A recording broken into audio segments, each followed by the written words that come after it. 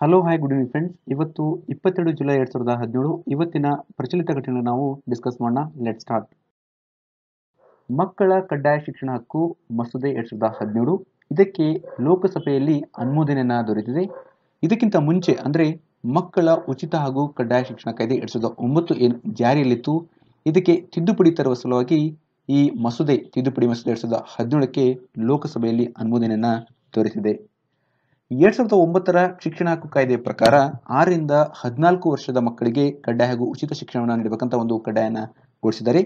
ಅದೇ ರೀತಿ ಈ ಕಾಯ್ದೆಯಲ್ಲಿ ಈ ಪ್ರಾಥಮಿಕ ಹಂತದ ಶಿಕ್ಷಕರಿಗೆ ಕನಿಷ್ಠ ವಿದ್ಯಾರ್ಹತೆಯನ್ನ ನಿಗದಿಪಡಿಸಲಾಗಿತ್ತು. ಆದರೆ ಆ ಕನಿಷ್ಠ ವಿದ್ಯಾರ್ಹತೆಯನ್ನ 5 ವರ್ಷಗಳಲ್ಲಿ ಅವರಿಗೆ ಕಂಪ್ಲೀಟ್ ಮಾಡಲು ಸಾಧ್ಯವಾಗಲಿಲ್ಲ. ಅಂದರೆ 2015ರ ಮಾರ್ಚ್ ಒಳಗಾಗಿ ಪೂರೈಸಲು ಸಾಧ್ಯವಾಗಿಲ್ಲ.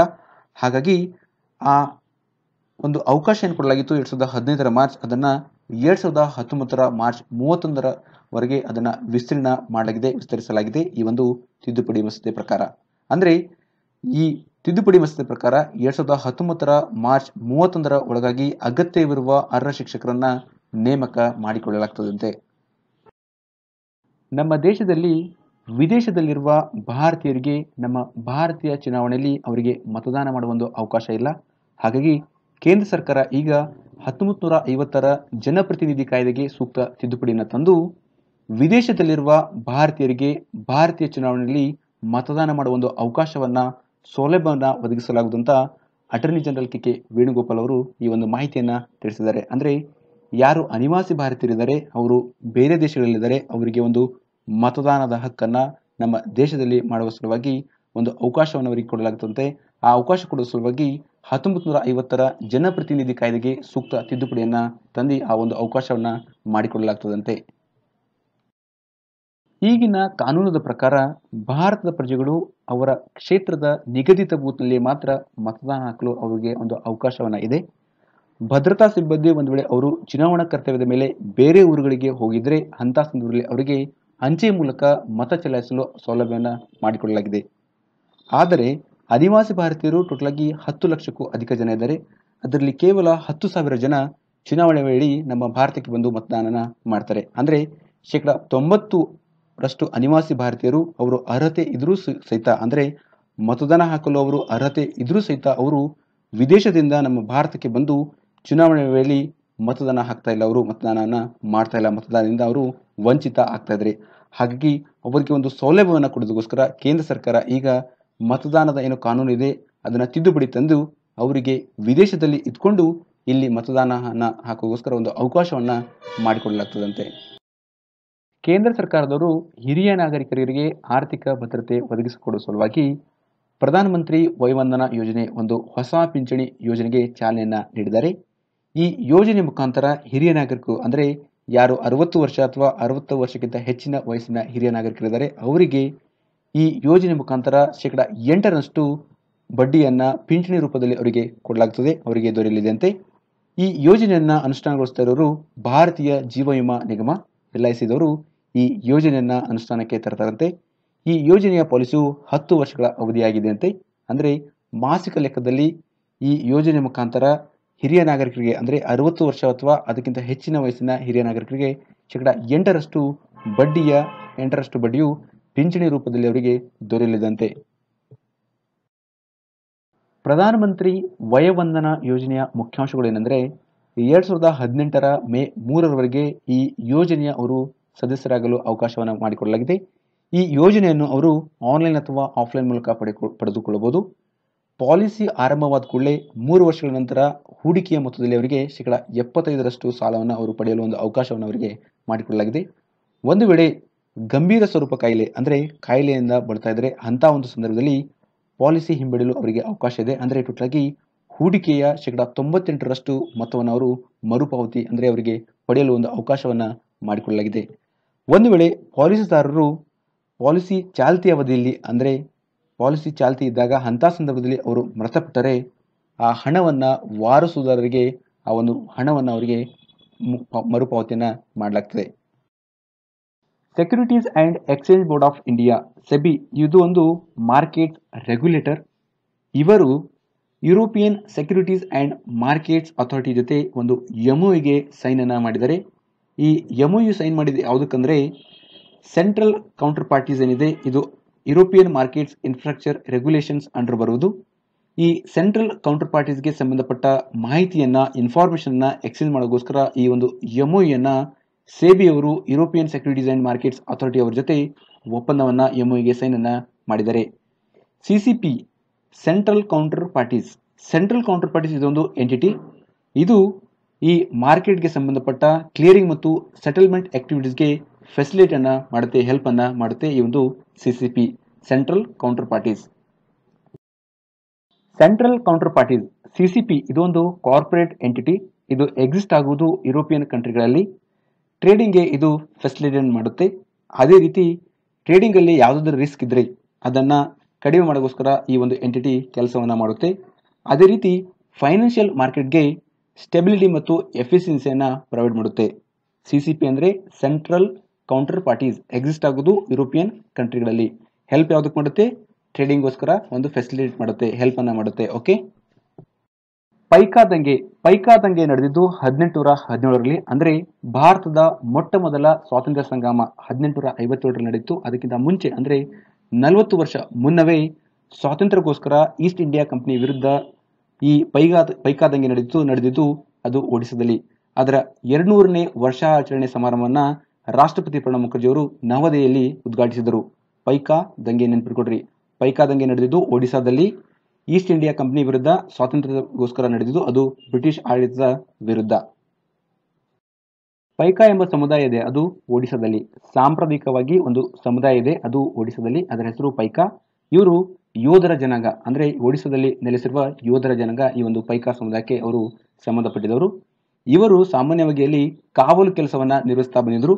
ನಂತರ ಈಸ್ಟ್ ಇಂಡಿಯಾ ಕಂಪನಿ ಏನ್ ಮಾಡಿತು, ಇವರ ಭೂಮಿಯನ್ನ ಬಲಾತ್ಕಾರವಾಗಿ ಕಿತ್ಕೊಂಡಿತ್ತು. ಯಾಕಂದ್ರೆ ಈ ಪೈಕಾ ಸಮುದಾಯ ಈ ಒಂದು ಭೂಮಿಯನ್ನು ಹೊಂದಿತ್ತು, ಅದು ಕಂದಾಯ ರಹಿತ ಭೂಮಿ ಇತ್ತು. ಹಾಗಾಗಿ ಈಸ್ಟ್ ಇಂಡಿಯಾ ಕಂಪನಿಯವರು ಈ ಭೂಮಿಯನ್ನು ಬಲಾತ್ಕಾರವಾಗಿ ಕಿತ್ಕೊಳ್ತಾರೆ. ಹಾಗಾಗಿ ನಂತರ ಅಲ್ಲಿ ಒಡಿಶಾದಲ್ಲಿ ಏನಾಗುತ್ತೆ, 1817ರಲ್ಲಿ ಪೈಕಾ ದಂಗೆ ಆಗುತ್ತೆ, ಅದು ಒಡಿಶಾದಲ್ಲಿ. ಸೊ ಪೈಕಾ ಅನ್ನೋದು ಒಂದು ಸಮುದಾಯದ ಒಂದು ಸಾಂಪ್ರದಾಯಿಕ ಒಂದು ಸಮುದಾಯ, ಅದು ಅಲ್ಲಿ ಒಡಿಶಾದಲ್ಲಿ ನೆಲೆಯಾಗಿದೆ. ಇದೊಂದು ಯೋಧರ ಜನಾಂಗ. ಭಾರತೀಯ ನೌಕಾಪಡೆಯ 2ನೇ LCU Mark IV L52 ಯುದ್ಧ ನೌಕೆಗೆ ಚಾಲನೆಯನ್ನ ನೀಡಲಾಗಿದೆ. ಇದನ್ನ ನಿರ್ಮಿಸಿದವರು ಕೋಲ್ಕತ್ತಾದ ಗಾರ್ಡನ್ ರಿಚ್ ಶಿಪ್ ಬಿಲ್ಡರ್ಸ್ ಮತ್ತು ಇಂಜಿನಿಯರ್ಸ್ ಲಿಮಿಟೆಡ್. ಇವರು ಜಂಟಿಯಾಗಿ ಈ ಯುದ್ಧ ನೌಕೆಯನ್ನ ನಿರ್ಮಿಸಿದ್ದಾರೆ. ಇದರ ನಿರ್ವಹಣೆಯನ್ನ ನಿರ್ವಹಿಸುವವರು ಭಾರತೀಯ ನೌಕಾಪಡೆ ಮತ್ತು ಸೇನೆ, ಅದು ಜಂಟಿಯಾಗಿ. ಇದನ್ನ ಅಳವಡಿಸುವುದು ಅಂಡಮಾನ್ ಮತ್ತು ಲಕ್ಷದ್ವೀಪದಲ್ಲಿ. ಅಂಡಮಾನ್ ಮತ್ತು ಲಕ್ಷದ್ವೀಪಕ್ಕೆ ಸಾಗರ ಭದ್ರತೆಯನ್ನ ಕೊಡೋದಕ್ಕೋಸ್ಕರ ಈ ಯುದ್ಧ ನೌಕೆಯನ್ನ ಅಂಡಮಾನ್ ಮತ್ತು ಲಕ್ಷದ್ವೀಪದಲ್ಲಿ ಅಳವಡಿಸಲಾಗುತ್ತದೆ. ಅಸ್ಟ್ರೋಸ್ಟಾಟ್ ಇದು ಒಂದು ಬಾಹ್ಯಾಕಾಶ ವೀಕ್ಷಣೆ. ನಮ್ಮ ಭಾರತದ ಮೊಟ್ಟ ಮೊದಲ ಬಾಹ್ಯಾಕಾಶ ವೀಕ್ಷಣೆ ಅಸ್ಟ್ರೋಸ್ಟಾಟ್. ಈ ಅಸ್ಟ್ರೋಸ್ಟಾಟ್ ಮತ್ತು ಇತರ ಬಾಹ್ಯಾಕಾಶ ಹಾಗೂ ಭೂ ಆಧಾರಿತ ವೀಕ್ಷಣಾಲಯಗಳು ಇವರು ಜಂಟಿಯಾಗಿ ಪ್ರೋಕ್ಸಿಮಾ ಸೆಂಟುವಾನ್ ಇದೊಂದು ನಕ್ಷತ್ರದ ಸಮೂಹ. ಆ ಪ್ರೋಕ್ಸಿಮಾ ಸೆಂಟುವಾನ್ ಅಲ್ಲಿ ಕರೋನಲ್ ಸ್ಫೋಟವನ್ನ ಪತ್ತೆ ಮಾಡಿದ್ದಾರೆ ಈ ಬಾಹ್ಯಾಕಾಶ ವೀಕ್ಷಣೆಗಳು. ಈ ಬಾಹ್ಯಾಕಾಶ ವೀಕ್ಷಣೆಗಳು ಪ್ರೋಕ್ಸಿಮಾ ಸೆಂಟುವಾನ್ ಅಲ್ಲಿ ಬೃಹತ್ವಾದ ಒಂದು ಕೊರೋನಲ್ ಸ್ಫೋಟವನ್ನ ಪತ್ತೆ ಮಾಡಿದ್ದಾರೆ. ಇದು ಸೂರ್ಯನ ತೀರಾ ಸನಿಹದಲ್ಲಿರುವ ಒಂದು ನಕ್ಷತ್ರ. ಪ್ರೋಕ್ಸಿಮಾ ಸೆಂಟುವಾನ್ ಇದೆ, ಇದೊಂದು ನಕ್ಷತ್ರಗಳ ಸಮೂಹ. ಇದು ಸೂರ್ಯಗೆ ಬಹಳ ಹತ್ತಿರ ಇರುವ ಒಂದು ನಕ್ಷತ್ರ ಅಂತೆ. ಸೊ ಟೋಟಲ್ ಆಗಿ 3 ವೀಕ್ಷಣೆಗಳು ಜಂಟಿಯಾಗಿ ಈ ಒಂದು ಯೋಜನೆ ಕೈಗೆತ್ತಿಕೊಂಡಿದ್ದಾವಂತೆ. ಅಂದ್ರೆ ಆಸ್ಟ್ರೋಸ್ಟಾಟ್, ಚಂದ್ರ ಹಾಗೂ ಹೆಬಲ್ ಬಾಹ್ಯಾಕಾಶ ದೂರದರ್ಶಕ ಏನಿದಾವೆ, ಇವು 3 ಈ ಒಂದು ಯೋಜನೆಯನ್ನ ಜಂಟಿಯಾಗಿ ಕೈಗೆತ್ತಿಕೊಂಡು ಅವರು ಪ್ರೋಕ್ಸಿಮಾ ಸೆಂಟುವಾನ್ ನಲ್ಲಿ ಕೊರೋನಲ್ ಸ್ಫೋಟವನ್ನ ಪತ್ತೆ ಮಾಡಿದ್ದಾರೆ. ಭೂಮಿಯನ್ನು ಹೋಲುವ ಜೀವಿಸಲು ಯೋಗ್ಯವಾದ ಒಂದು ಗ್ರಹ ಈ ನಕ್ಷತ್ರಗಳ ಸಮೂಹದ ಪ್ರೋಕ್ಸಿಮಾ ಸೆಂಟ್ರಲ್ಲಿ ಕಂಡು ಬಂದಿದಂತೆ. ಹಾಗಾಗಿ ಇದಕ್ಕೆ ಪ್ರೋಕ್ಸಿಮಾ ಸೆಂಟ್ರಾ B ಅಂತ ಹೆಸರನ್ನ ಇಡಲಾಗಿದೆ. ಈ ಪ್ರೋಕ್ಸಿಮಾ ಸೆಂಟ್ರಾ ಏನಿದೆ ನಕ್ಷತ್ರಗಳ ಸಮೂಹ, ಇದೊಂದು ತಂಪಾದ ನಕ್ಷತ್ರ ಪುಂಜವಾಗಿದೆ ಅಂತೆ. ಇದು ಭೂಮಿಯಿಂದ 4.25 ಬೆಳಕಿನ ವರ್ಷದಷ್ಟು ದೂರದಲ್ಲಿದೆ. ಇದನ್ನ 2016ರಲ್ಲಿ ಪತ್ತೆಯಾಗಿದೆ. ಪ್ರೋಕ್ಸಿಮಾ ಸೆಂಟ್ರದಲ್ಲಿ ಒಂದು ಕೊರೋನಲಾ ಎಂಬ ಒಂದು ಸ್ಫೋಟವನ್ನ ಈಗ ವಿಜ್ಞಾನಿಗಳು ಅಂದ್ರೆ ವೀಕ್ಷಣೆಗಳು ಪತ್ತೆಯನ್ನ ಮಾಡಿದಾವೆ. ಸೊ ಪ್ರೋಕ್ಸಿಮಾ ಸೆಂಟರ್ ಇದೊಂದು ನಕ್ಷತ್ರಗಳ ಸಮೂಹ. ಇಲ್ಲಿ ಹೇಗೆ ಭೂಮಿಯಲ್ಲಿ ಜೀವಿಸ್ತಾರೆ ಆ ತರ ಒಂದು ಯೋಗ್ಯವಾದ ಒಂದು ಗ್ರಹನ ಈ ನಕ್ಷತ್ರಗಳ ಸಮೂಹದ ಪ್ರೋಕ್ಸಿಮಾ ಸೆಂಟರ್ ಅಲ್ಲಿ ಪತ್ತೆಯಾಗಿದೆ. 5th edition south India writers ensemble ಇದನ್ನ ಹೆಲ್ಡ್ ಮಾಡ್ತಾ ಇರೋದು ಜುಲೈ 24ರಂದು. ಅದು ಕೇರಳದ ಅಲಪ್ಪುಲ್ ಡಿಸ್ಟ್ರಿಕ್ಟ್ ನ ಚೆಂಗ್ನೂರ್ನಲ್ಲಿ. ಇದರ ಕೋರ್ ಥೀಮ್ ಏನಂದ್ರೆ ಟಾಲರೆನ್ಸ್. ಇದು 3 ದಿವಸಗಳ ಒಂದು ಫಂಕ್ಷನ್. ಇದನ್ನ ಆರ್ಗನೈಸ್ ಮಾಡ್ತಾ ಇರೋ ಪೀಪಲ್. ಇಲ್ಲಿ ಜನರು ಏನು ಮಾಡ್ತಾರೆ ಅಂದರೆ ಆರ್ಟ್ಸು ಅಥವಾ ಆರ್ಟ್ ಕಮ್ ಕಲ್ಚರ್ ಇದರ ಬಗ್ಗೆ ಎಲ್ಲ ಪರ್ಫಾರ್ಮೆನ್ಸನ್ನು ಇಲ್ಲಿ ಕೊಡ್ತಾರೆ ಈ ಒಂದು ಫಂಕ್ಷನಲ್ಲಿ. ಇದು ಪ್ರತಿ ವರ್ಷ ಆಚರಣೆ ಮಾಡಲಾಗ್ತದೆ. ಇದರ ಪರ್ಪೋಸ್ ಏನಂದರೆ ರೈಟರ್ಸ್ ಮತ್ತು ಡಿಫ್ರೆಂಟ್ ಲ್ಯಾಂಗ್ವೇಜಸ್ ಆ್ಯಂಡ್ ರೀಜನಸ್ಗಳ ಒಂದು ಮಧ್ಯೆ ಇಂಟ್ರಾಕ್ಷನನ್ನು ಎನ್ರಿಚ್ ಮಾಡೋಕ್ಕೋಸ್ಕರ ಈ ಸೌತ್ ಇಂಡಿಯಾ ರೈಟರ್ಸ್ ಎನ್ಸೆಬಲನ್ನು ಪ್ರತಿ ವರ್ಷ ಅದು 3 ದಿವಸಗಳವರೆಗೆ ಆಚರಣೆಯನ್ನು ಮಾಡ್ತಾರೆ, ಆರ್ಗನೈಸನ್ನು ಮಾಡ್ತಾರೆ. ಈ ವರ್ಷ ಈ ಒಂದು ಸೌತ್ ಇಂಡಿಯಾ ರೈಟರ್ಸ್ ಎನ್ಸೆಬಲ್ನಲ್ಲಿ ಹಿಂದಿ ಭಾಷೆಯನ್ನು ಮೇನ್ ಲ್ಯಾಂಗ್ವೇಜ್ ಆಗಿ ಸೆಲೆಕ್ಟನ್ನು ಮಾಡಿದ್ದಾರೆ. ಸೊ ಇಲ್ಲಿ ನೆನಪಿಟ್ಕೊಳ್ಳೋದು 5ನೇ ಆವೃತ್ತಿಯ ಸೌತ್ ಇಂಡಿಯಾ ರೈಟರ್ಸ್ ಎನ್ಸೆಬಲನ್ನು ಹೆಲ್ಡ್ ಮಾಡ್ತಾ ಇರೋದು ಅದು ಕೇರಳದ ಅಲಪ್ಪುಜ್ ಡಿಸ್ಟ್ರಿಕ್ಟ್ನ ಚೆಂಗನೂರಿನಲ್ಲಿ. ಇದರ theme tolerance. 5th north east connectivity summit 2018 ಇದನ್ನು ಹೆಲ್ಡ್ ಆಗ್ತಾ ಇರೋದು ಅರುಣಾಚಲ್ ಪ್ರದೇಶದಲ್ಲಿ. ಈ ಸಮಿಟ್ ಅನ್ನು ಆರ್ಗನೈಸ್ ಮಾಡುವವರು FICCI. FICCI ಅಂದರೆ federation of Indian chambers of commerce and industry.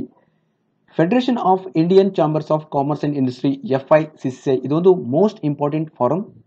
ಇವರು ಈ ನಾರ್ತ್ ಈಸ್ಟ್ ಇಂಡಿಯಾ ಮತ್ತು ಸೌತ್ ಈಸ್ಟ್ ಇಂಡಿಯಾ ನಡುವೆ ಎಕಾನಮಿಕ್ ಇಂಟಿಗ್ರೇಷನ್ ಮತ್ತು ಕನೆಕ್ಟಿವಿಟಿಗೋಸ್ಕರ ಇದೊಂದು ಮೋಸ್ಟ್ ಇಂಪಾರ್ಟೆಂಟ್ ಫಾರಂ ಆಗಿದೆ FICCI, federation of Indian chambers of commerce and industry. ಅದೇ ರೀತಿ 4ನೇ 4th north east connectivity summit ಇದನ್ನು ಹೆಲ್ಡ್ ಆಗ್ತಾ ಇರೋದು ನಾಗಾಲ್ಯಾಂಡ್ನಲ್ಲಿ ಸೆಪ್ಟೆಂಬರ್ 2017ರಲ್ಲಿ. The 5th global conference on cyber space ಇದನ್ನು ಹೆಲ್ಡ್ ಮಾಡ್ತಾ ಇರೋದು ನ್ಯೂ ದೆಹಲಿಯಲ್ಲಿ ನವೆಂಬರ್ 23-24, 2017ರಂದು. ಈ global conference on cyber space ಏನಿದೆ ಇದು ವಿಶ್ವದಲ್ಲಿ ಅತ್ಯಂತ ಒಂದು ದೊಡ್ಡ ಕಾನ್ಫರೆನ್ಸ್. ಇದು ಸೈಬರ್ ಸ್ಪೇಸ್ ಮತ್ತು ರಿಲೇಟೆಡ್ ಇಶ್ಯೂಗೆ ಸಂಬಂಧಪಟ್ಟ ಒಂದು ಕಾನ್ಫರೆನ್ಸ್. ಇದರ theme cyber for all, an inclusive sustainable developmental safe and secure cyber space. Brenda Marjorie Hale ಇವರೊಬ್ಬರು ಸೀನಿಯರ್ ಮೋಸ್ಟ್ ಜಡ್ಜು, ಯುನೈಟೆಡ್ ಕಿಂಗ್ಡಮ್ನ UK ಒಂದು ಸೀನಿಯರ್ ಮೋಸ್ಟ್ ಜಡ್ಜ್ ಇವರು ಈಗ ಸುಪ್ರೀಂ ಕೋರ್ಟ್ನ ಅಂದರೆ UKನ ಸುಪ್ರೀಂ ಕೋರ್ಟ್ನ ಫೀಮೇಲ್ ಪ್ರೆಸಿಡೆಂಟ್ ಅಂದರೆ ಪ್ರೆಸಿಡೆಂಟ್ ಆಗಿ ನೇಮಕ ಆಗಿದ್ದಾರೆ. ಮೊಟ್ಟ ಮೊದಲ ಮಹಿಳೆಯೊಬ್ಬರು ಈ UKನ ಸುಪ್ರೀಂ ಕೋರ್ಟ್ನ ಪ್ರೆಸಿಡೆಂಟ್ ಆಗಿ ನೇಮಕರಾಗಿದ್ದಾರೆ. ಅವರ ಹೆಸರು ಬ್ರೆಂದಾ ಮರ್ಜೋಯಿ ಹಾಲೆ. ಸಂಜಯ್ ಕೊಠಾರಿ ಇವರು ಇತ್ತೀಚೆಗೆ ರಾಷ್ಟ್ರಪತಿಯಾಗಿ ನೇಮಕರಾದ ರಾಮನಾಥ್ ಕೋವಿಂದ್ ಅವರಿಗೆ ಸೆಕ್ರೆಟರಿ ಆಗಿ ಅಪಾಯಿಂಟ್ ಆಗಿದ್ದಾರೆ. ಇವರು ಹರಿಯಾಣ ಕ್ಯಾಡರ್ನ IAS ಆಫೀಸರ್. ಅವರ ಹೆಸರು Sanjay Kothari. Thank you so much. ಒಂದು ವೇಳೆ ನನ್ನ ವಿಡಿಯೋ ಲೈಕ್ ಆದರೆ ಪ್ಲೀಸ್ ಲೈಕ್ ಮಾಡಿರಿ, ಶೇರ್ ಮಾಡಿರಿ, ಸಬ್ಸ್ಕ್ರೈಬ್ ಮಾಡಿರಿ. ಸಬ್ಸ್ಕ್ರೈಬ್ ಮಾಡೋಕ್ಕೋಸ್ಕರ ನೀವು ಯೂಟ್ಯೂಬ್ ವೆಬ್ಸೈಟ್ಗೆ ಹೋಗಿ ಸರ್ಚ್ ಬಾಕ್ಸ್ನಲ್ಲಿ KPC ಟ್ಯೂಟರ್ ಅಂತ ಸರ್ಚ್ ಮಾಡಿದಾಗ ನಿಮಗೆ ಈ ಥರ ಒಂದು ಪೇಜ್ ಬರುತ್ತೆ. ನಿಮ್ಮ ರೈಟ್ ಹ್ಯಾಂಡ್ ಸೈಡಲ್ಲಿ ಸಬ್ಸ್ಕ್ರೈಬರ್ ಅಂತ ಒಂದು ಆಪ್ಷನ್ ಇದೆ, ಅದನ್ನು ಕ್ಲಿಕ್ ಮಾಡಿದ್ರೆ ನನ್ನ ಚಾನೆಲ್ನ ಸಬ್ಸ್ಕ್ರೈಬರ್ ಆಗಿರ್ತೀರ ನೀವು. ಇದರ ಮುಖ್ಯ ಉದ್ದೇಶ ಏನೆಂದರೆ ಸಬ್ಸ್ಕ್ರೈಬ್ಗೆ ಯಾವುದೇ ಒಂದು ಚಾರ್ಜ್ ಇಲ್ಲ, ಮತ್ತು ಸಬ್ಸ್ಕ್ರೈಬ್ ಆಗೋದ್ರಿಂದ ನಿಮಗೆ ನಾನು ಯಾವುದೊಂದು ಹೊಸ ವಿಡಿಯೋ ಬಿಟ್ಟಾಗ ನಿಮಗೆ ನೋಟಿಫಿಕೇಶನ್ ಬರುತ್ತೆ, ಗೊತ್ತಾಗುತ್ತೆ, ಇಮಿಡಿಯೇಟಾಗಿ ನೀವು ನೋಡ್ಬೋದು. ಅದೇ ರೀತಿ ಇದರ PDF ನಿಮಗೆ ಬೇಕಾದರೆ ನೀವು KPC ಟ್ಯೂಟರ್ ಅಂತ ನಂದು ಒಂದು ಟೆಲಿಗ್ರಾಮ್ ಚಾನಲ್ ಇದೆ. ಆ ಟೆಲಿಗ್ರಾಮ್ ಚಾನಲ್ ನೀವು ಜಾಯ್ನ್ ಆಗಿ ಇಲ್ಲಿ ಲಿಂಕನ್ನು ಕೊಟ್ಟಿದ್ದೀನಿ. ಅಥವಾ KPC ಟ್ಯೂಟರ್ ಅಂತ ನೀವು ಸರ್ಚ್ ಬಾಕ್ಸ್ನಲ್ಲಿ ಟೆಲಿಗ್ರಾಮಲ್ಲಿ ಸರ್ಚ್ ಬಾಕ್ಸ್ನಲ್ಲಿ ಕೊಟ್ಟಾಗ ಅಲ್ಲಿ ನಿಮಗೆ ನನ್ನ ಚಾನಲ್ನ ಹೆಸರು ಮೂಡುತ್ತೆ ಮತ್ತು ನೀವು ಅಲ್ಲಿ ಜಾಯ್ನ್ ಆಗ್ಬೋದು. ಸೊ ಇದರ ಲಿಂಕನ್ನು ಈ ಒಂದು PDF ಅನ್ನು ಡೌನ್ಲೋಡ್ ಮಾಡೋಕ್ಕೋಸ್ಕರ ಲಿಂಕನ್ನು ಸಹಿತ ನಾನು ಡಿಸ್ಕ್ರಿಪ್ಷನ್ ಬಾಕ್ಸಲ್ಲಿ ಕೊಟ್ಟಿರ್ತೀನಿ ಈ ಒಂದು ಯೂಟ್ಯೂಬ್ ವಿಡಿಯೋದಲ್ಲಿ. ಸೊ ಅಲ್ಲಿ ಸಹಿತ ಹೋಗಿ ನೀವು PPT ಅನ್ನು ಡೌನ್ಲೋಡ್ ಮಾಡ್ಕೋಬೋದು. Okay, thank you.